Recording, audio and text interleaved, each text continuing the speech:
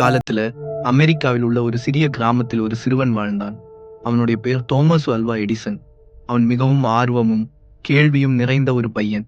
எதையும் கண்டுபிடிக்க விரும்பினான். ஒரு நாள் அவன் அம்மாவிடம் கேட்டான், அம்மா, இரவு வந்ததும் ஏன் வெளிச்சம் இல்லாமல் இருட்டாகுது? அம்மா சிரித்தபடி சொன்னாள், ஓய் பாப்பா, அதுக்காக தான் விளக்கெல்லாம் உண்டு. ஆனால் எடிசன் யோசித்தான்.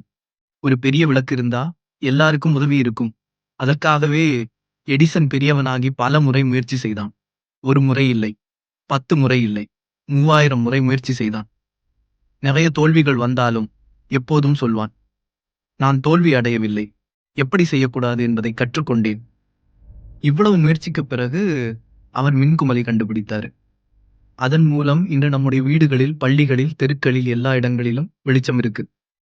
தாமஸ் ஆல்வா எடிசன் பல தடைகளையும் தோல்விகளையும் கடந்து உலகத்துக்கு பல முக்கியமான கண்டுபிடிப்புகளை கொடுத்தாரு. அதில் மின்னொளி காட்சி மிக முக்கியமானது. தோல்வி என்பது முடிவல்ல, அது வெற்றிக்கான ஒரு படியாகும் என்ற எண்ணத்துடன் அவர் வாழ்ந்தார்.